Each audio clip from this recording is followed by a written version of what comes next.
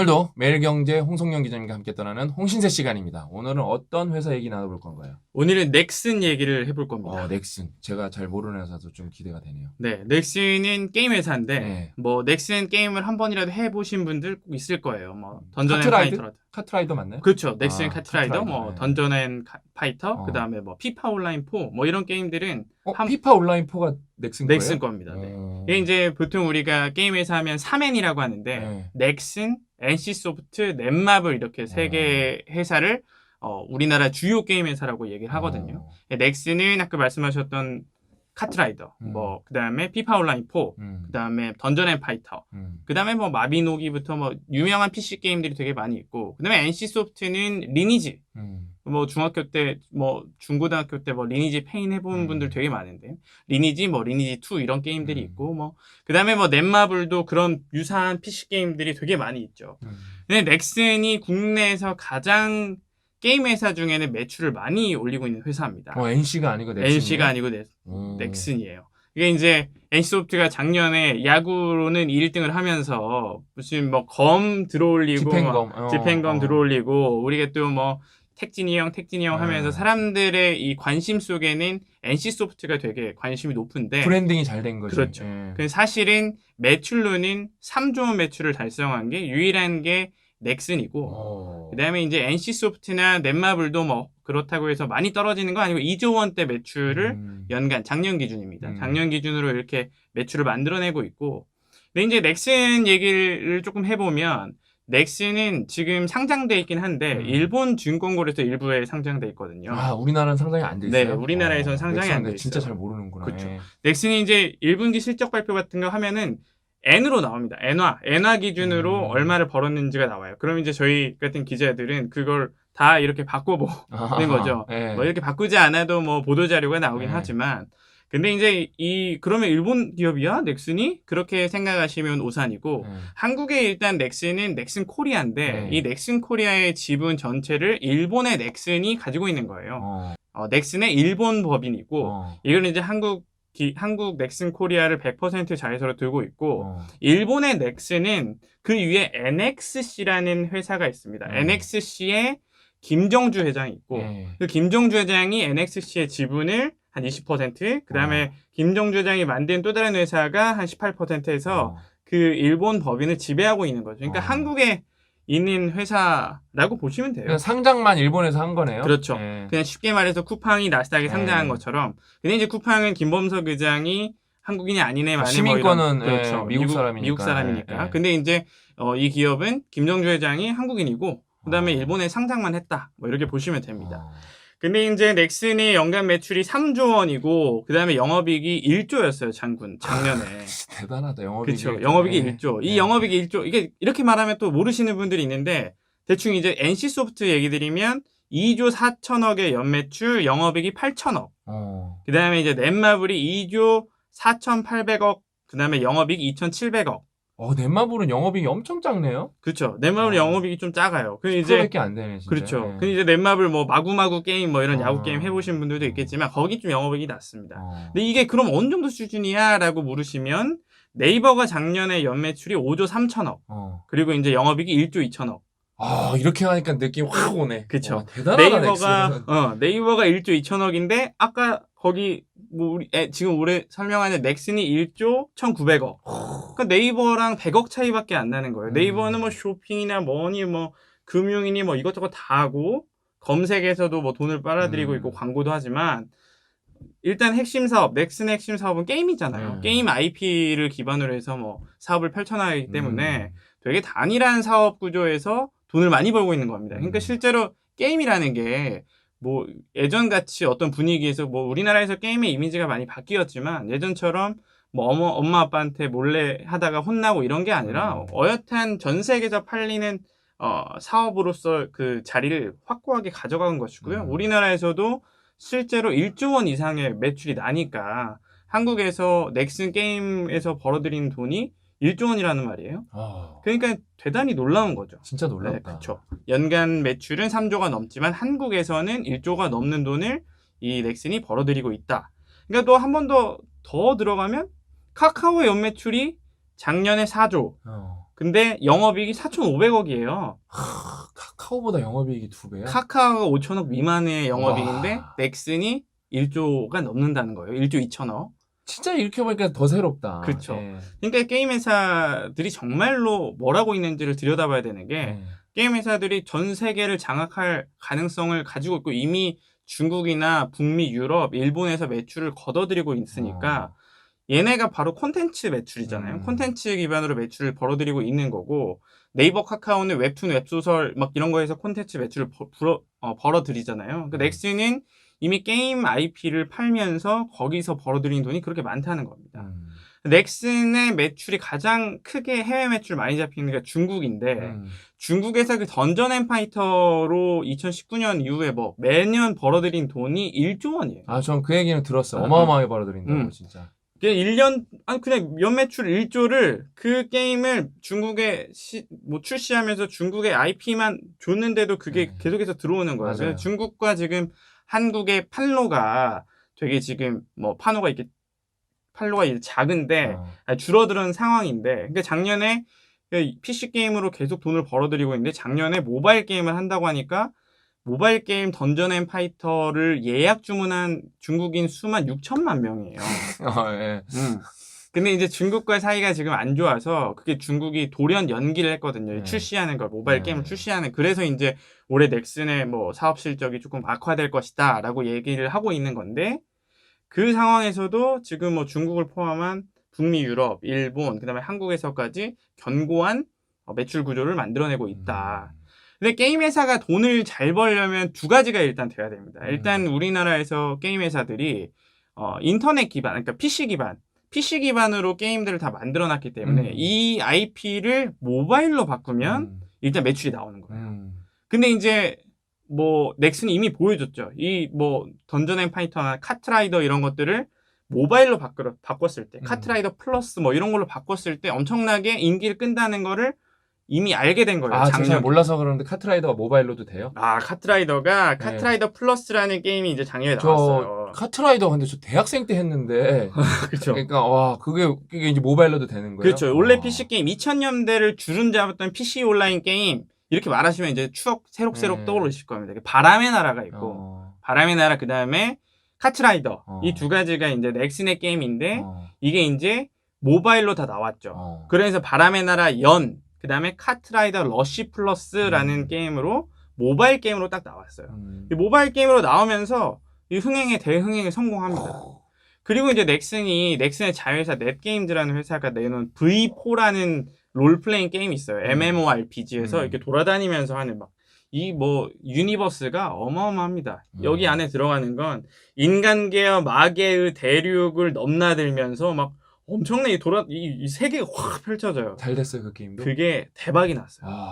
작년 매출에 그 모바일 게임 말고도 이 V4가 대박이 났고 그러면서 이 V4의 흥행으로 넥슨이 돈을 번 거거든요. V4는 얼마나 이 유니버스가 넓은지 작품상 무슨 음향상 뭐 이런 걸 줄줄이 해서 이게 이제 매년 게임사들이 문화체육관광부 주도 아래 연말에 시상식을 열어요. 게임 대상.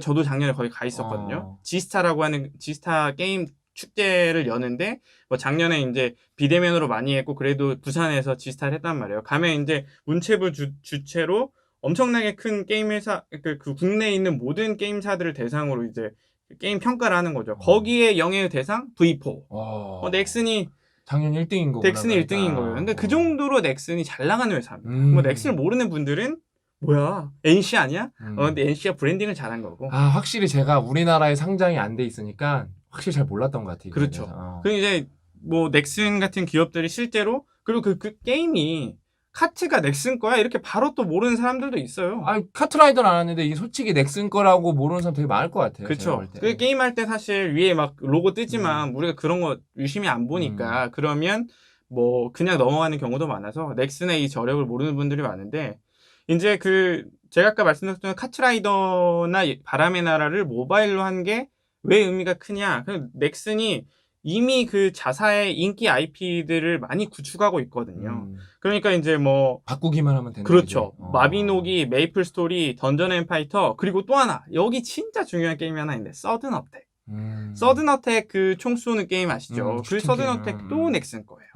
그러니까 요런 게임들을 PC 기반 게임들을 모바일로 바꾸기만 하면 하나씩 내놓을 때마다 돈을 벌 수 있는 거죠. 뭐 한 번에 무리해서 다 내놓을 필요도 없고 수익 구조가 악화되지 않은 선에서 수익 구조를 더 많이 창출하고 추가 수입을 만드는 선에서 지금도 뭐 여러 개가 잘 되고 있으니까 해마다 하나씩 고도화해서 모바일에 맞게만 내놓는다면 이거 돈을 벌 수 있는 구조죠. 근데 이제 우리가 그 좀 하나 봐야 될 게 최근에는 넥슨을 포함해서 넥슨이 1분기 실적이 NC소프트 넷마블 다 나왔는데 NC소프트가 특히 실적이 안 좋았고 살짝 영업이 막 줄었고 그 다음에 넷마블은 뭐 양호한 편이었고 그 다음에 뭐 넥슨은 뭐 선방했다 뭐 이 정도 표현하는데 그게 다 인건비의 부담이 많이 늘었다는 거예요. 인건비 부담. 이들이 중국에도 진출하고 북미나 일본에 진출한 이 게임사들의 인건비가 왜 늘었지? 이런 것들을 만들려면 개발자들이 필요한데 보통 요즘에 네카라 쿠베라고 얘기를 하잖아요. 네이버, 카카오, 라인, 쿠팡, 배달민족.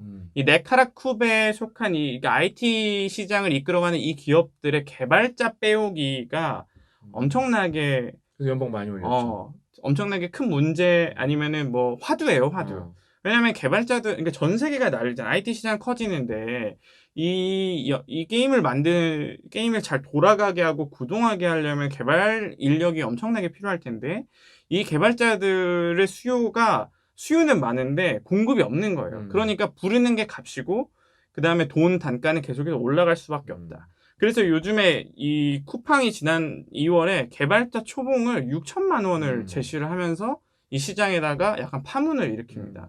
우리 쿠팡에 오는 개발자들에게 초봉, 무조건 신입들도 다 괜찮아, 6천 줄게.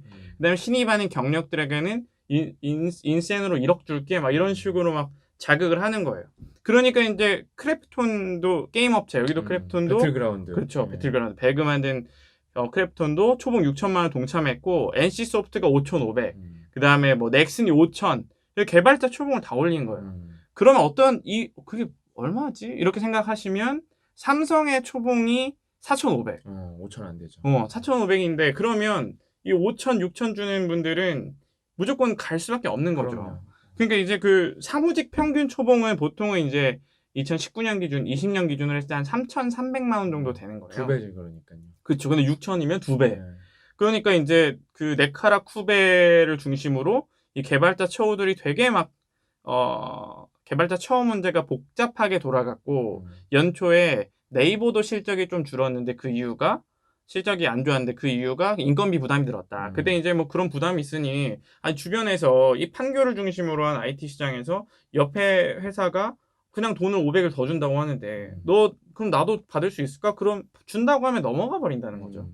이게 이제 또 어떤 특징이랑 맞물리냐면 요즘엔 MZ세대라는 얘기를 많이 하잖아요. MZ세대의 분위기와도 맞물리고 블라인드 같은 앱의 효과도 있는데 거기다가 이제 쓰는 거예요. 그냥 야 너 얼마 받냐? 야 나 넥슨 다니는데 얼마 받아? 너 네이버 얼마 받아?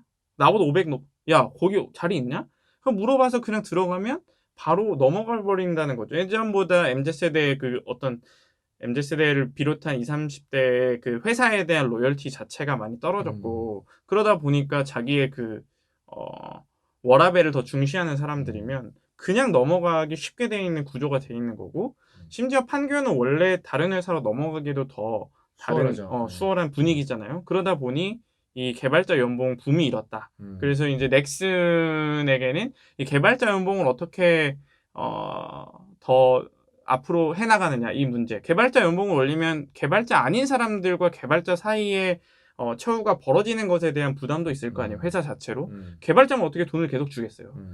회사를 돌리는 거는 또 운영하는 재무에 있는 인사에 있는 아니면 영업을 하는 분들 다 있는데 그 사람들에게 돈을 또 줘야 되니까 그 사람들의 연봉을 어떻게 처우를 맞추지에 대한 고민이 이 게임사, 넥슨을 포함해서 일단 IT 기업들의 숙제인 거고 그 다음에 또 우리가 얘기를 하나 더 해봐야 될 거는 이 개발자가 대기업, 일반 대기업, IT 대기업에서 개발자들이 부족하게 되니 그럼 중견기업이나 스타트업들이 개발자가 없는 건 너무 당연한 거잖아요. 그 애네들은 자기네들이 처음에 개발자들이 시작할 때부터 뭐 고급 뭐 딥러닝 돌릴 수 있는 개발자 이런 분들이 바로 네이버나 카카오로 가는 경우도 있지만 자기의 몸값을 중견기업이나 스타트업에 들어가서 키우는 사람들도 있는데 이 사람들마저도 그냥 우리한테 와서 뭐 바로 시작해라 이렇게 되니까 여기에 이제 개발자가 없는 거예요. 개발자가 없으니까 어떤 문제가 발생하냐? 어떻게든 구해와야죠. 그러니까 이제 중국이나 인도의 개발자들을 모집하기 시작합니다. 그러니까 우리나라 중견기업이나 스타트업이 중국이나 인도에 있는 개발자들 그쪽에 있는 대행 업체들과 손을 잡고 그쪽에 있는 뭐 인건비는 상대적으로 싼데 그다음 실력이 좋은 개발자들을 데려와서 일을 시키는 거죠. 아니면 그건 뭐 개발자들은 뭐 장소는 중국이나 인도에 있어도 충분히 일을 할 수 있으니까 원격 비대면으로 그런 분들에게 일을 시키거든요. 근데 이분들도 중국이나 인도에 있는 개발자의 수준이 높다는 게 소문이 나면서 이분들의 연봉마저도 올라간 거예요. 그러면 중국, 인도에 있는 개발자들이 어디로 가냐? 거기에 했던 수요가 동남아로 갑니다. 그러니까 한국의 스타트업이나 중견기업이 베트남이나 인도네시아 같은 곳에 있는 개발자들을 공급을 원하는 거죠.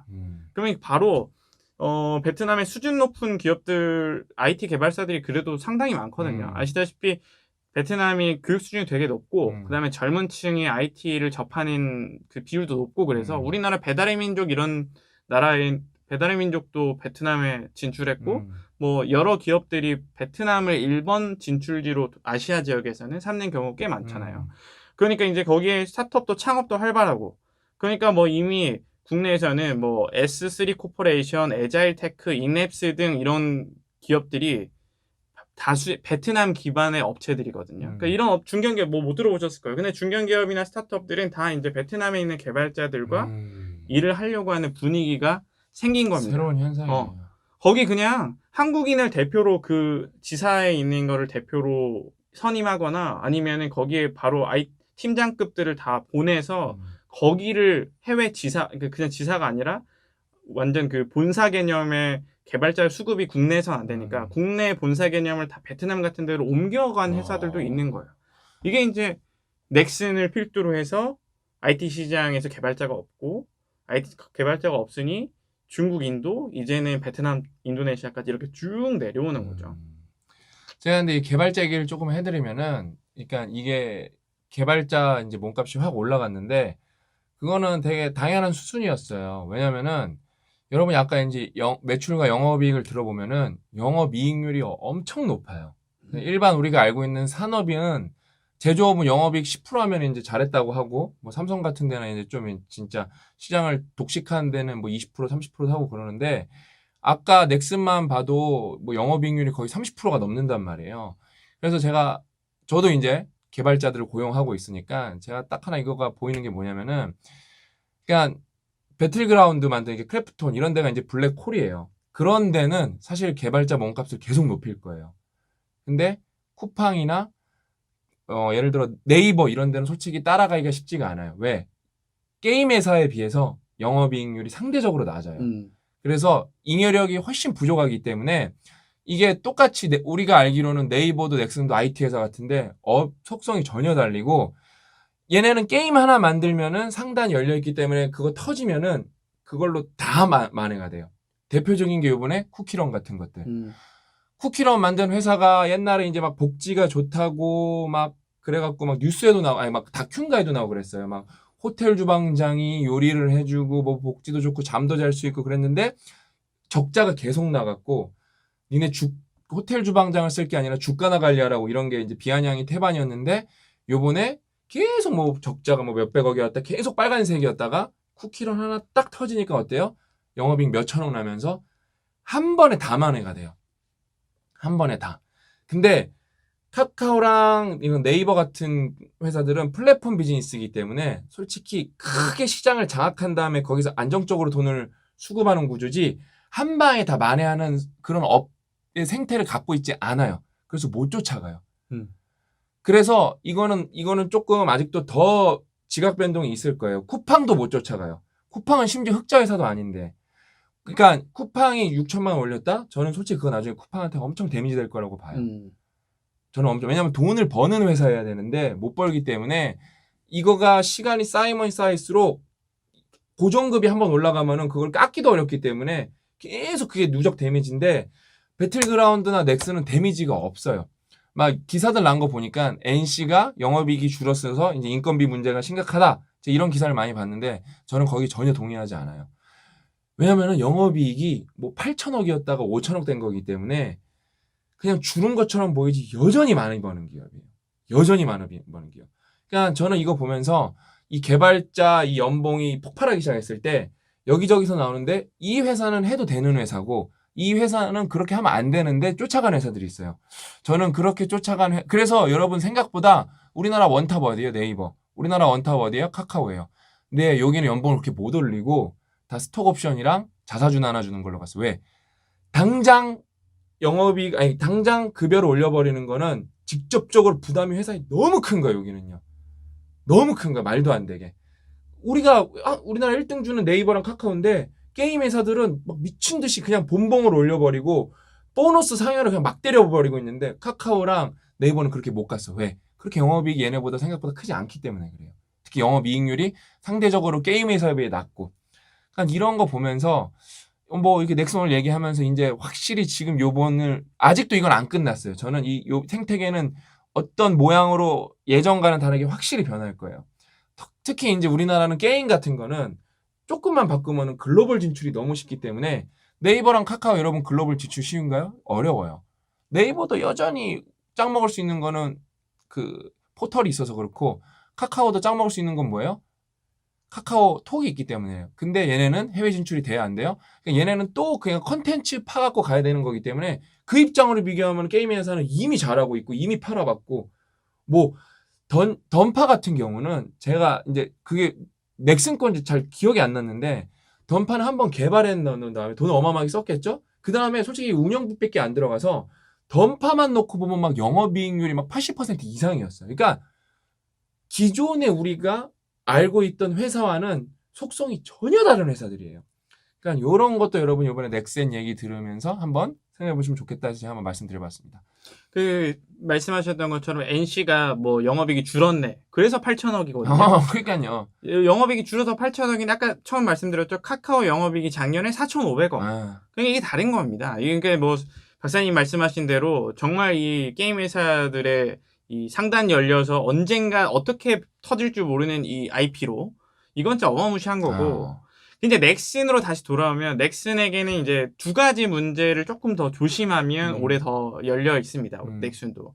이제 하나가 아시다시피 최근에 문제가 됐던 확률형 아이템 문제. 이거 문제 심각하죠. 그거 이제 메이플 스토리도 넥슨 거거든요. 이 확률형 아이템 문제가 유튜브에서 엄청 이슈됐잖아요. 그렇죠. 그리고 이제 막 기사들도 엄청나게 나왔어요. 왜냐면 이 그 유저들이 내가 지금까지 썼던 아이템에 돈을 지불해서 자기 무기류를 강화하거나 아니면 업그레이드를 시켜왔는데 이게 균등한 확률로 아이템이 강화되는 게 아니고 이게 아이템의 차별을 도왔다고 라고 하는 게 메이플 스토리 때문에 발단이 되었거든요.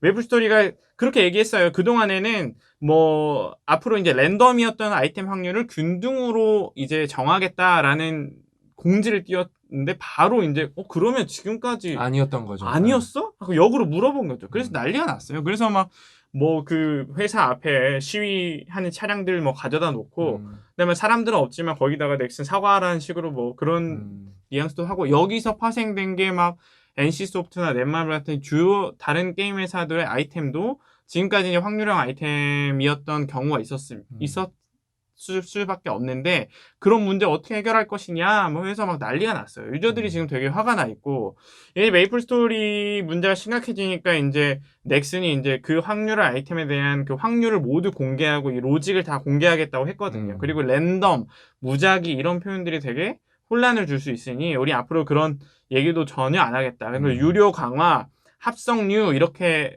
그러니까 아이템과 아이템을 합성하는 거 아니면 유료로 돈을 들여서 어떤 특정 아이템을 강화하는 거 이런 거를 어떻게 강화되는지에 대한 정보를 모두 공개하겠다고 밝힌 거죠.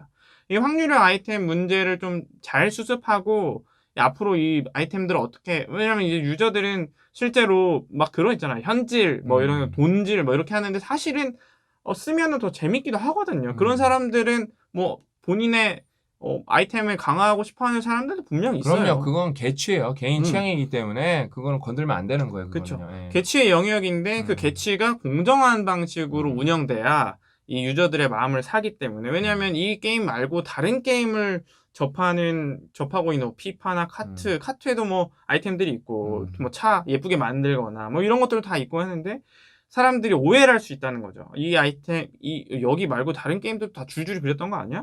그러니까 이 문제를 잘 봉합하고 넘어가야 되는 게 하나가 있고 그다음에 하나가 이제 넥슨이 비트코인 문제가 조금 하나 요즘에 있죠. 이거 커다란 요즘에. 이슈죠. 근데 넥슨이 이제 지난해 일본 본사가 1130억 원 규모의 비트코인을 매수했거든요. 그때 이제 현금성 자산을 가치를 유지하고 뭐 주주 가치를 높이겠다 뭐 이렇게 했는데 이제 이런 유동자산 이게 이제 비트코인 가격이 갑자기 급락하거나 급등하면 무조건 좋은 거지만 급락하는 최근 상황 같은 경우에 뭐 예측하지 못했던 상황이 발생하면 이 재무 구조가 급격하게 악화될 수 있으니 이 넥슨은 이제 이 두 가지 문제를 어떻게 잘 해결하고 헤쳐나갈 것이냐에 따라서 앞으로 올해 1분기 실적을 작년에 3조 매출한 것처럼 1분기 실적은 뭐 선방은 했지만 앞으로 2, 3, 4분기 뭐 중국에서도 계속 터져야 되는데 중국이 언제 이 문호를 열어줄지 판호를 열어줄지 모르고 이런 판로가 지금 막혀 있는 상황에서는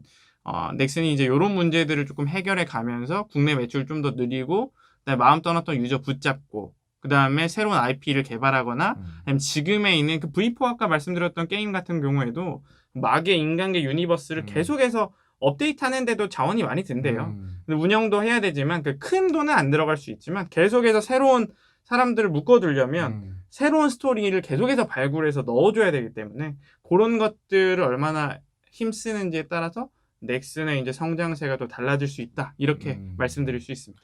오늘 이제 넥슨이라는 회사 알아보면서 또 이제 최근에 이제 이슈였던 개발자 얘기도 해보고 그다음에 이제 뭐 넥슨은 어떤 미래를 헤쳐나가야 되는가에 대해서 마지막 한번 얘기 나왔는데 확실히 재밌네요. 확실히 돈 버는 회사들은 달라요. 얘기해보면은. 그러니까 뭐라 그럴까 돈이 많기 때문에 옵션이 많으니까 다양한 걸 하고 다양한 걸 하다 보니까 또 사고도 치고 그러는 거거든요.